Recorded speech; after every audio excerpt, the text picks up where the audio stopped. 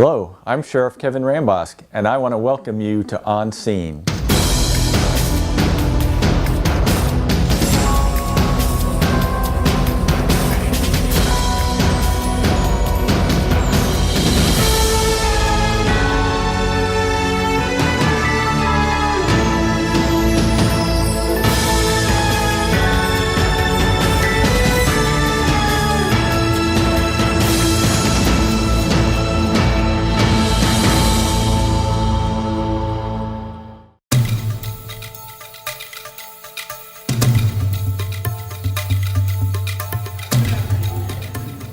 My name is Corporal Eric Rundeman with the Collier County Sheriff's Office, and I want to welcome you to the November 2017 Do the Right Thing ceremony here at Lorenzo Walker Technical College. It's an honor and privilege to be here.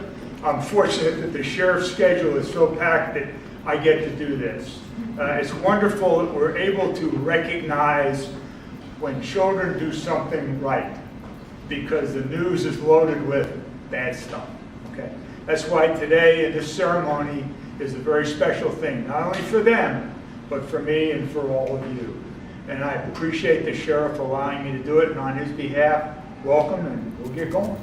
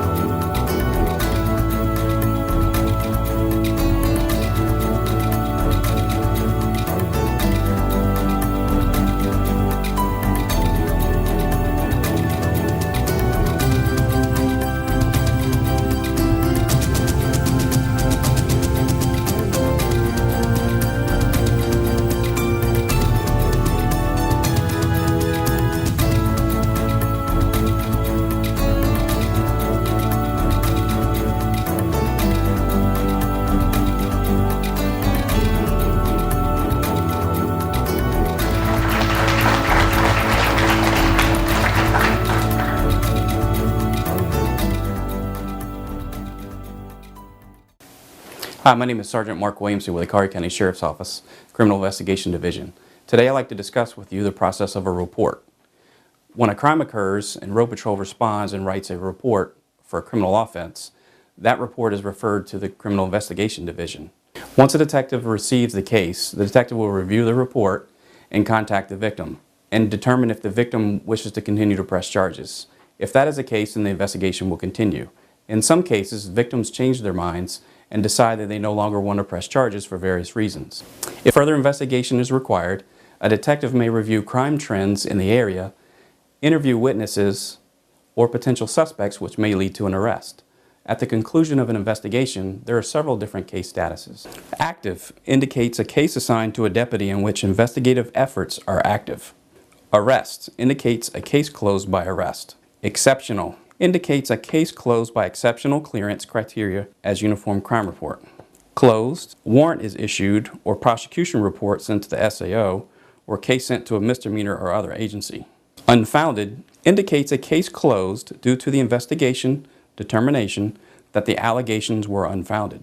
Suspended indicates an assigned case that has been suspended due to the lack of leads, and that case may be reopened upon new lead development. At the conclusion of investigation, some cases are referred to the State Attorney's Office for further review or for prosecution. For more information on the process of a criminal investigation, you can contact the Collier County Sheriff's Office at 252-9300.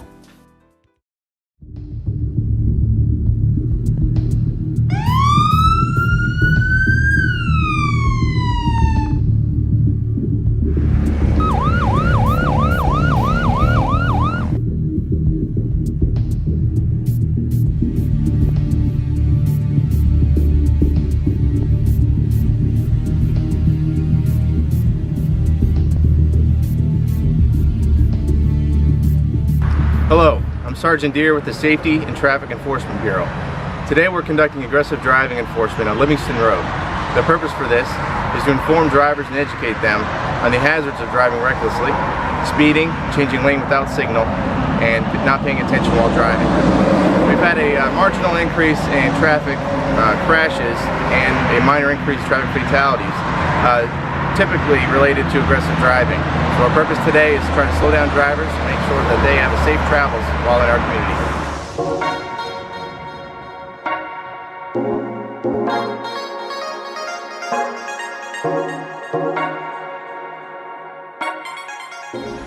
Today I stopped a few vehicles for speeding, for not using their turn signals when changing lanes, and that is very important because you have to let the other vehicles know what you're going to do to prevent crashes. Then also I stopped vehicles for not moving over for emergency vehicles.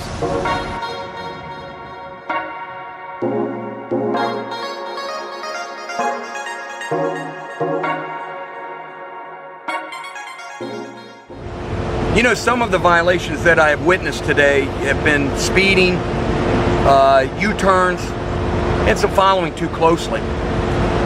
Some of the motorists, I asked them, what is the hurry?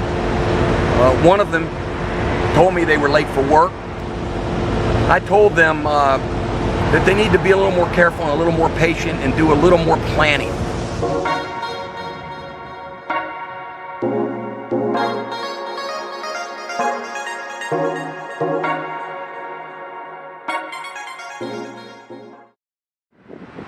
I just stopped a motorcycle on Livingston Road in Pine Ridge in excess of 60 miles an hour and a 45-mile-an-hour speed limit. The driver's excuse was that he was attempting to get ahead of traffic so he could get to work early.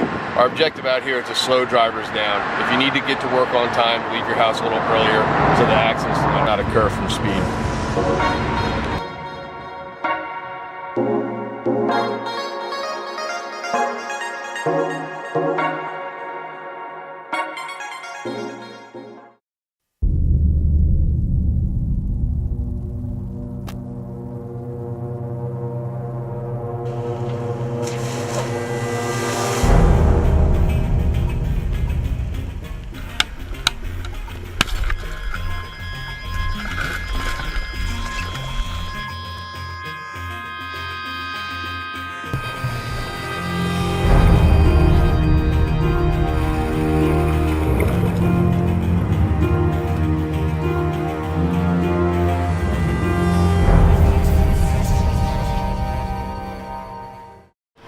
Hello, my name is Corporal Jeff Farringer with the Collier County Sheriff's Office here in Naples, Florida. Today we're doing a simulation on how to get out of a sinking vehicle. The Collier County Sheriff's Office dive team divers are in these cars. We're showing you that the #1 way to get out of this vehicle is get the window down and simply get out of the vehicle. Statistics show that tragically, every year hundreds of people die in vehicles that are submerged underwater. Drowning in a submerged vehicle is actually the #1 cause of death in single vehicle car accidents. The sad point is that people who find themselves in a submerged vehicle will try to call 911 or get on their cell phone for some type of a rescue request instead of rescuing themselves out of that vehicle by promptly getting the window down and getting out of the vehicle.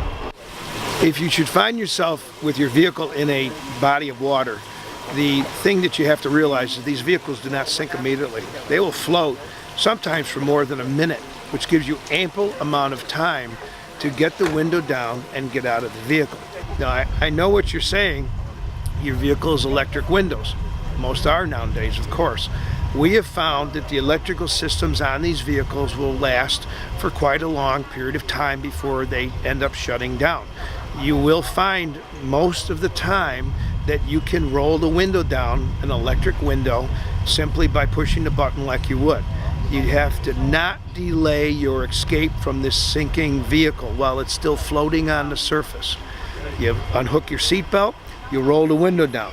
If you have children in the vehicle, get your oldest child out first, have him or her hold on to that vehicle, hand any other children out to your oldest child, and then you exit out the window yourself.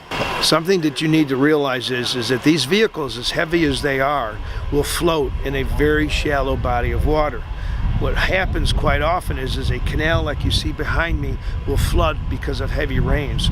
You'll find yourself on a roadway which is only 6 or 8 inches, 10 inches deep. Your vehicle will come off the surface of the roadway and start to float. And if the current and the wind are in the wrong direction, you can find yourself going from 6, 8, 10 inches of water into 3, 4, 5, 6, 10 feet of water. If you find yourself in any type of a situation with a vehicle that's floating, you got to get that window rolled down promptly and be prepared to exit that vehicle immediately. On our training today, what you'll see is we use window punches, simple tools designed to break out window glass. One of our divers on the driver's side, and you'll see on this video, went into the water and proceeded to use a window punch. Now, the window punch was successful. It was a very short period of time, but he had to click the punch several times to get the glass to break. That is normal. Do not give up on the tool you're using. It will break the glass.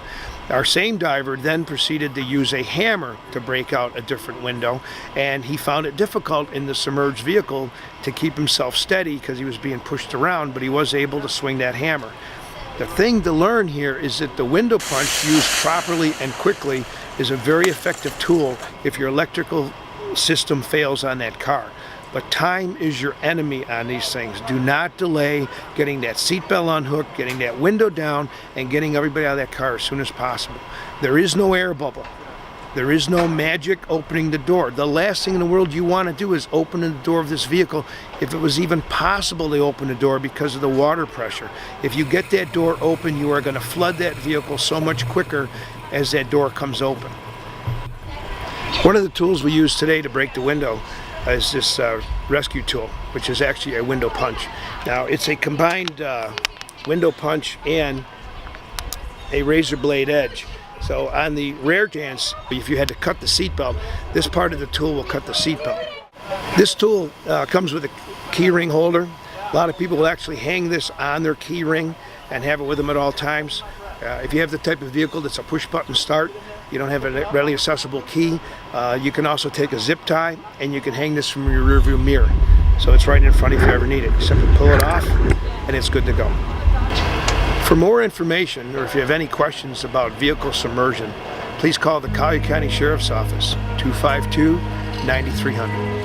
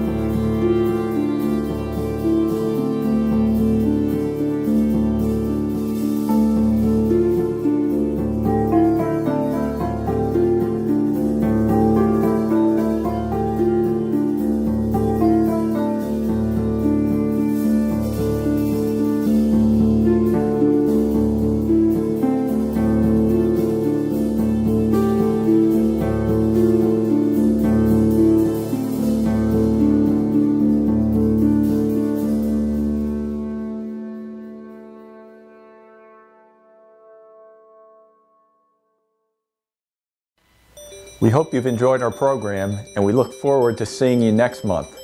Thank you for being our partner for a safe community.